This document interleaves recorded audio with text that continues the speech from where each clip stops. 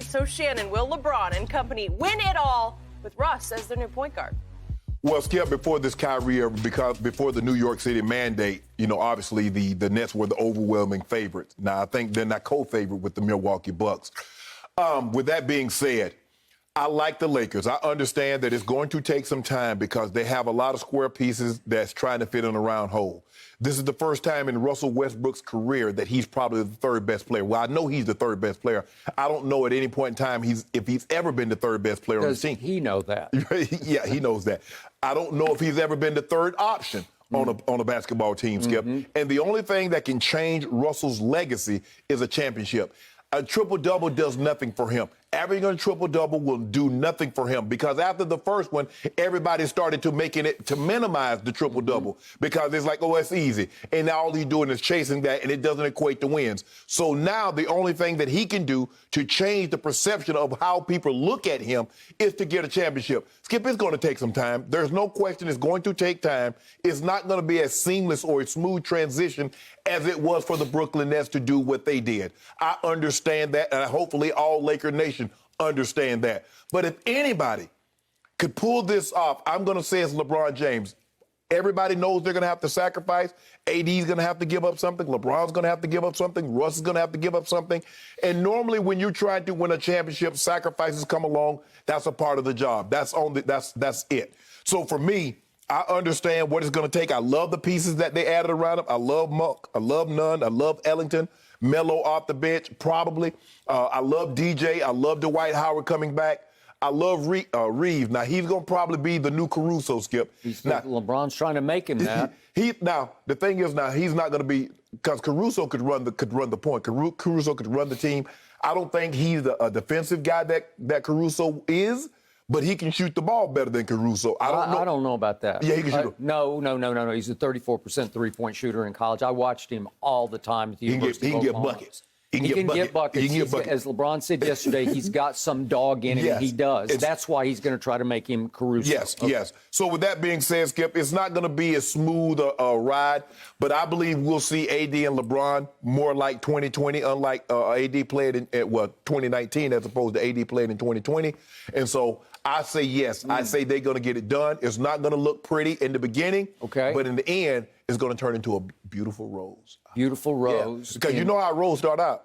As a thorn bush. Yeah. Yeah, prickly. So you're going to be pricking your fingers? Yeah, we're going to be pricking like, ooh, this hurt. That's ugly. Really? And then, voila. And so you have Lakers over Bucks? I do. Lakers over Bucks in the finals, right? But can I have a caveat? No. I'm assuming that the New York City mandate is going to stay in effect and Kyrie Irving is not going to get the vaccine. Now, if all of a sudden Kyrie wakes up one morning and say, you know what? I'm going to get this vaccine. All bets off. It's over? It's all bets off. So it's all about if Kyrie will... He takes lots of shots when it really counts during basketball games, but will he take the shot off the court, right? That's the question. Okay, so if he takes the shot, as in vaccination shot... I'm going to have to change my pick. It's over for the Lakers. It ain't. Hold on. Well, you make it seem like when you say it's over, you make it seem like they're going to get swept. They're not getting swept even if they play the Nets with Kyrie. It's going 6-7 games regardless. But I like our chances. I give us a 63% chance. Okay. With just James Harden and KD at the forefront. A 63% chance to beat the... Just KD and James Harden. Because you say that team won't even make it to the finals to challenge the Lakers. I got the Bucks. I got the Bucks. Okay, and we'll get to see KD versus the Bucks tonight. And get the big old ring. Okay. Ring. I'm going to give you this. I think GM LeBron James had a great offseason. And I think it got even better last night because they just jumped all over Avery Bradley. And they said, let's get that band back together, right? Yeah. So they brought back Avery Bradley after Golden State said no to him. Right. Remember, Avery opted out of the bubble after he had some huge games, one in particular against my Clippers. There you go. In which he went crazy, go nuts from three. Remember that? I do. And it was the Avery Bradley Memorial Game. Yeah, that's what you dubbed it. and he can flat out shoot it on occasion, and we know he can defend at a high level. He can defend at a high level. And we know he can play with LeBron. We know he can complement Rondo and Dwight because he's played with them before. So they got part of the band back together, right? Yes. And I got to give it, I told you from the start, I like Wayne Ellington, and I like Kendrick Nunn, and I like Malik Monk. You like everything but I like Bazemore. But where do I like Trevor Reeves. I know he's hurt for the moment. He'll be out for a while. And I've always liked THT, and he's hurt for a little while, but I think he'll be back. So I liked Austin Reeves at Oklahoma. Again, I watched him a lot.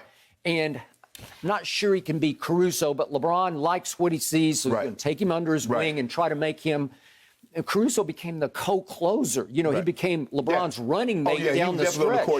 And I think LeBron was not happy that they, for salary cap purposes, said no, for luxury tax purposes, said too rich for our blood, and they didn't keep Caruso, as in Caruso, as he was dubbed by the Lakers. He looked good in Chicago. Well, I'm saying he's a good player. He is. He doesn't look the part, but he can play the part, right? Okay, so you're trying to make up for him with Austin Reeves, and it's got possibilities. Okay. I do not love that you jumped on DeAndre Jordan, who was a cast-off by the Brooklyn Nets. But you got to give it credit, Skip. He's looked good in the preseason. Well, has he not looked good? I just think he's looked.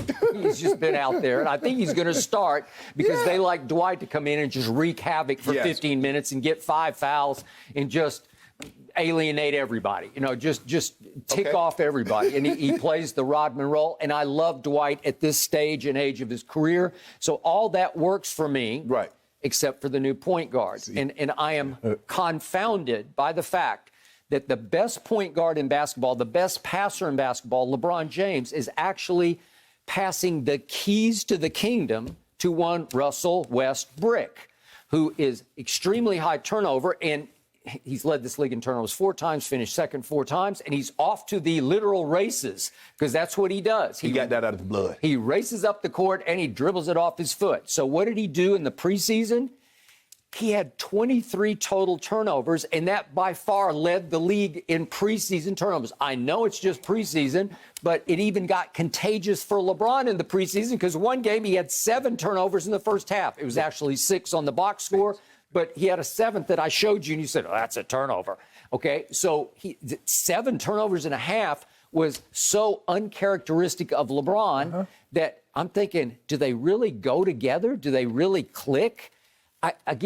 This is all well and good for the regular season, and you say you're going to prick your thumb occasionally, and I got that. But I don't see anybody in the West that will threaten the Lakers. I'm sorry, I can't get excited about Denver, and I can't get excited about Utah, and I even can't get excited about Phoenix. Not that excited, given this roster.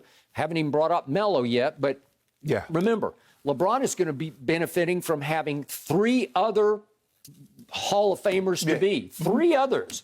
KD is going to have 1 other Hall of Famer to be, right? He's going to have James Harden, and you're going to have Melo and AD and obviously Westbrook, okay? So I love the firepower of this. I love the sort of magic of this because, man, I'm going to be all eyes and all ears. Dwight going to be in the Hall, too. Dwight, well, you know what? That's true. I'll give you that because he just is. I mean, it's hard to sort of process that, but he is because he's what, 3-time defensive player of the year.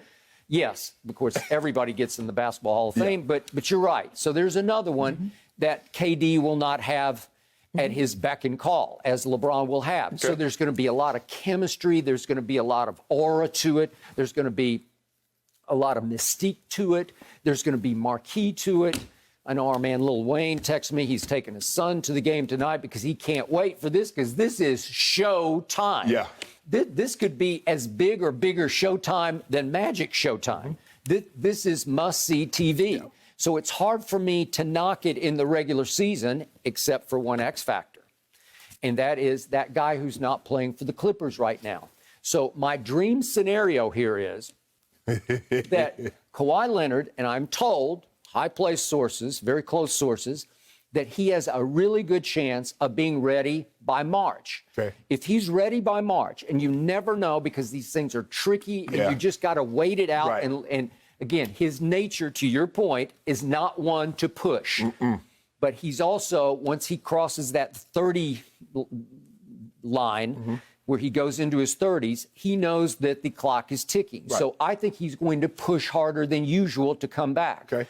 If he can be ready for the playoffs, and the Clippers could just eke in as maybe they have to play in. I don't know, but let's say they wind up the 8th seed. This would be my dream scenario. Right. If the Lakers do win the West and they're the 1 seed. Or the 1-8. And we get a little 1-8 in the first round, my dream scenario would be that the Clippers would shock the Lakers because it would be no real upset because the Clippers are really good if they have their guy. Right. And if he's right and he's back and he's what he was against Dallas and Utah last year before he got hurt, you would be in big trouble.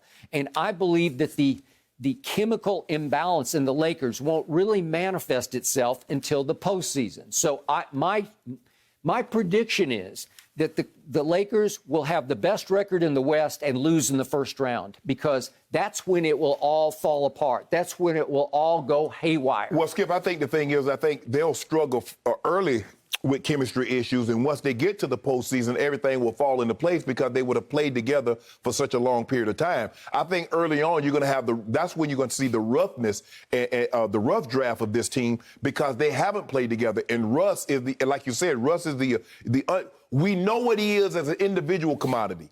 But what we don't know is that when he's playing with two other superstars, how does he blend that? Because he's never had to do that. Like I said, Russ has always been one or two. He's always been the first or second option. Okay. Playing with KD, playing with James Harden, playing with Bradley Beal. Now he goes from 2 to 3, and now he's the third best player. Now, so the question is he going to be accepting of that role? Because you know what happens. You start, and he doesn't strike me as a guy that lets this bother him, but Russ doesn't look the same. He's only averaging 17 points. He's only averaging 6 rebounds. He's only averaging 8 assists. I mean, I remember when he triple-doubled the last 4 or 5 years, then all of a sudden, man, screw this. I need to get these triple-doubles. So I don't think that's going to be a problem. Like I said, if he was anywhere else with 2 superstars, I was like, Skip, I don't believe this is going to work. But with LeBron, I believe LeBron will take a step back somewhat and says, okay, guys, this is what we need to do. They had to have had this conversation, Skip. You don't sign off on something like this without having a conversation before Rob Pelinka pulls the trigger. Like, okay, how much are we going to be willing to sacrifice to reach our ultimate destination, which is an NBA championship? All right. So my favorite quote of last night, my LOL quote of the night, came from your man Frankie V, as in Frank Vogel, the head coach, quote unquote, of the Lakers, because we know who the real head coach is. Frankie V. Frankie V says of Russ, he's still playing the way he always does. We ask him to be effective and aggressive without the basketball. When Bron has it, when AD has it, every bit as much as we're asking him to do it with the basketball. Right. Okay, that sounds great on, what did we say it was, October 19th? Okay, so that was on October 18th. It sounds great on October 18th. I am not buying it going forward because I'm going to restate my position. After Russ's doc dropped last Friday night, passion play Russell Westbrook, he even has a documentary about his life and times as he finally comes home to Los Angeles as the only Laker who's from the area, who grew up a diehard Laker fan. And he's been handed the keys to the kingdom by the king to take over as the Laker point guard, which he believes he was born to be. Right. What is Russell Westbrook at heart? Old dog, new tricks? No, can't teach the old dog new tricks. And he's got a lot of dog in him. But it is solo dog. He is nothing but a solo act. And it is a sensational, can't miss, must-see TV solo act. But he is nothing but an all-time great stat machine driven to TD, triple-double. He's all about TDs, and I believe he's still all about TDs on the biggest stage he's ever been on.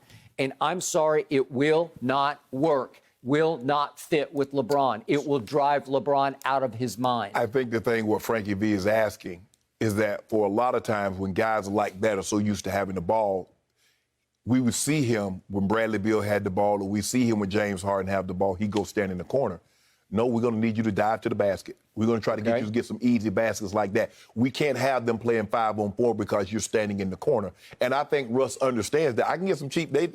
While they got their back turned, I can sneak to the rim and get me a couple of layups. Okay. They're going to have to make play 5-on-5 always. And Russ understands that he's going to be asked to do some things that he hasn't been asked to do in the past. And I believe he's more than willing because he understands. Because you said he'll never win a championship without that 7-foot guy that's currently in Brooklyn. And he wants to show you and a lot of other people, just for himself, he knows that his resume is incomplete without that championship, and he has a great opportunity to go and get it. And I believe it happens. So I'm going to restate my position on Russell Westbrook as in brick, because he is simply, and I believe you'll even agree with this, he is the worst superstar jump shooter we have ever seen.